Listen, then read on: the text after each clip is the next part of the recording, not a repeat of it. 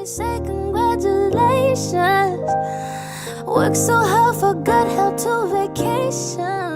Sanibonani, Nosipho. Welcome back to my channel. So today's video is going to be a makeup video, I think pretty obviously. That's why I've got my brows done. So today we're going to be reviewing a foundation. So I wasn't able to film this when I got the foundation because my laptop broke. If you do follow me on Instagram, if you're not, I'm judging you, so I'm going to leave my social media details on the screen so you can go click follow on Instagram.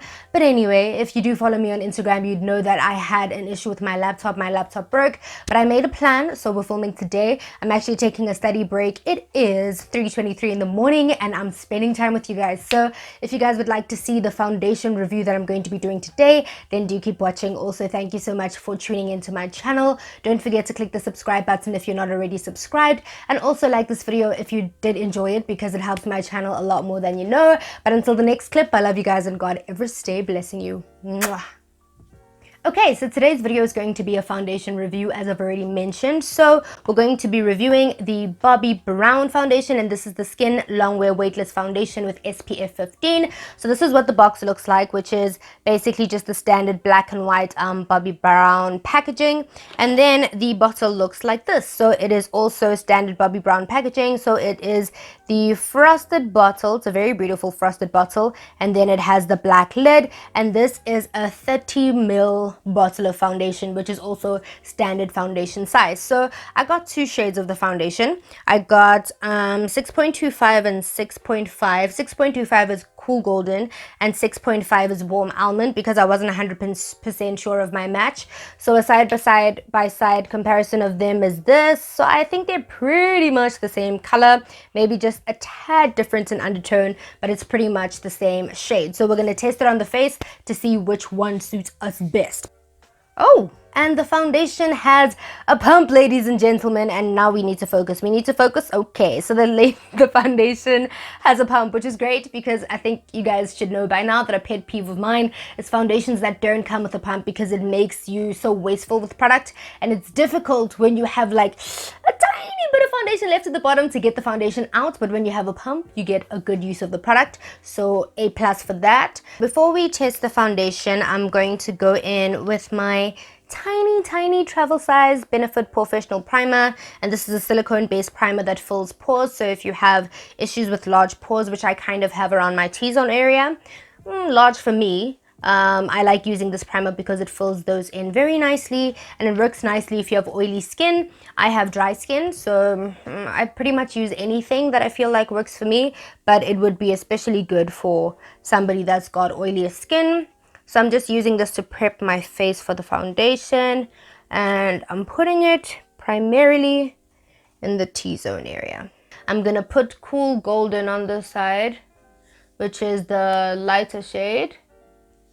Put a fair amount, and then I'm going to put Warm Almond on this side, which is the darker shade. But I mean, obviously, if both of them don't really match me well, the only option I really have to use is Warm Almond because I can't use the extremely light shade. So let me find a brush that I have to wipe down. Such a mess. I really need to wash my brushes. Anyway, so I'm just gonna blend. Firstly, let me spread it out. Yo, I put a lot on this side. And this is the Cool Golden side. I'm gonna take the excess off because this is quite a bit. And this is already looking a bit light. I don't know if I could like work it into the skin and see if it blends fine, but I feel like it is really light for me, so that's probably a fail. Yeah, this is as much as I'm gonna blend it because we're not planning on keeping this on our face. But yeah, that looks like a significant mask on my face, and it definitely doesn't match my neck. And then the undertone is also quite cool. So Cool Golden is not a vibe for me. I don't know if this foundation oxidizes. I guess we could leave it on the face for a little bit of time and see if it does, and maybe it would match me a bit more. But now I'm feeling like that is too light for me. And now I'm gonna go ahead and blend Warm Almond, which you can already see has some yellow undertones, which is a better match for my skin because I do have warmer or yellower undertones in my skin. And on first instinct, this foundation really blends quite well. It really just does disappear into the skin. Like if it didn't not match me perfectly, you wouldn't be able to see it at all. So it blends like a dream. Blends like such a dream, and it really does just melt into your skin. So looking at my face, this side of my face and that side of my face, color wise, I don't think look that different, but I think there's a significant difference in undertone. So this side of my face definitely looks hella gray, and then this side of my face looks a lot closer to what my face is or what my undertone is. So we've just proved that I can't use 6.25, so we're just gonna go in with warm almond all over the face. So I'm gonna go ahead and use one pump, and we'll see how far one pump goes because it's supposed to be full coverage.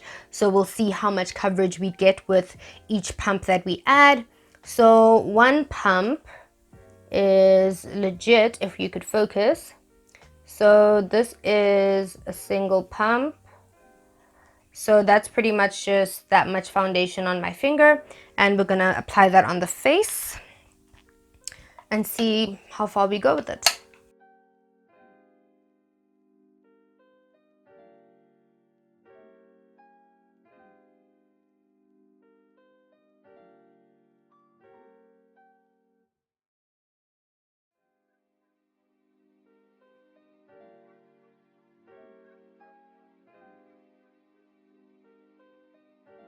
For one pump, I haven't necessarily even covered the sides of my forehead.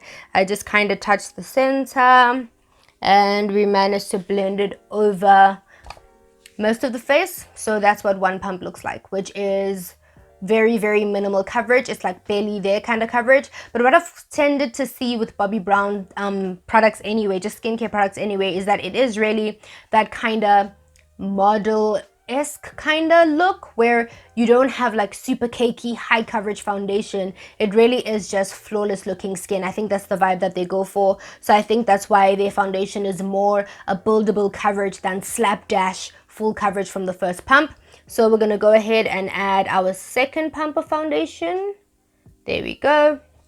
And then we're gonna blend that over the face as well and see how far we go. And most of it has gone onto my cheek, which is just great. And that is us with 2 pumps of foundation, which has added a bit more coverage. But I think I need to concentrate my coverage more specifically. Oh, but this looks flawless. Wow, this really does look very, very flawless. And I have a magnifying mirror on me, or rather I'm using a magnifying mirror, and I can literally see every single thing, but my skin looks a moment for how flawless my skin looks, guys. I'm really impressed by that. It really does seep into the skin. The Benefit Professional Primer really is a vibe though as well for minimizing pores. So my skin already looked significantly smooth before we put on the foundation, but the foundation has taken it to like the next level. So I'm going to add some on the sides of my forehead because I haven't put any product there, and then we're just going to distribute the rest on the face. So this is going to be 3 pumps of foundation in total, and the patting or stippling motion really does help to concentrate that product and really blend it, or rather work it into your skin and work it into your pores, which I think really does help the foundation look even more. This looks so good. I really wish you guys could see me in person because my skin looks so flawless. I'm actually going to an event on Friday, this coming Friday, a Marie Claire event, and I am going to wear this foundation, no doubt, because it really makes your skin look so flawless, and I think it's gonna look amazing in pictures. And in terms of oxidizing, I actually think this foundation does oxidize a tad bit, because to be honest, it really is matching my skin more and more as it sits on my skin, because initially I really felt it was extremely light, but now I'm not feeling like it's such a ghostly cast on my face, and I really feel like there's a legitimately good match, like it's an accurate match from my face to my neck. Definitely need to blend some into my hairline though. So as is the fashion on this channel, we're basically going to take the foundation claims and we're going to go through them and we're going to say whether we agree, disagree, or we're at a kind of point about those different points. So the first thing is that the foundation is supposed to be full coverage. Now, I would say that it's more medium to buildable coverage. As you guys saw with one pump, I didn't get super full coverage. So it's not a slapdash, one pump, you're set for life kind of foundation. It really is a buildable foundation. And point number 2 is when you build it, it's not masky or cakey, which is true because you can build it up really nicely and it still sits nicely on your skin and it won't give you the cake face look, because I've got 3 layers of foundation on, which I guess depending on what you feel is a lot, could be a lot of foundation, because I could get by with just using one pump of foundation and my face doesn't look cakey at all. And point number 3 again is that it feels like skin, which is definitely true because I don't feel like I'm wearing foundation at all. I really don't feel like I'm wearing that much makeup, and I really just like how the foundation and everything else is sitting on my face. And then point number 3, it's incredibly comfortable to wear. Definitely, it's extremely comfortable to wear. And then hydrating, not drying. Yes, it's true, it is a more flexible kind of matte. It dries down to a perfectly matte finish, which is actually point number 4. It is a matte finish, however it's a very non-drying and non-tugging matte. You don't feel like you have a very dry thing, or rather a dry formula on your face. It still is very comfortable, very elastic. And then point number 3 is that it minimizes the appearance of pores. Definitely it does. I feel like my skin looks absolutely flawless. And then reduces pores over time is something that we need to test, and I will give you guys an update on whether I think that's true or not. And I'd obviously have to wear the foundation a couple of times to decide on that. So I'm going to do a wear test on Instagram where I'm going to take the foundation and put it to the test throughout the day and do some check-ins on my Instagram stories. I'll just let you guys know when that will be, so you know my thoughts on the longevity of the foundation.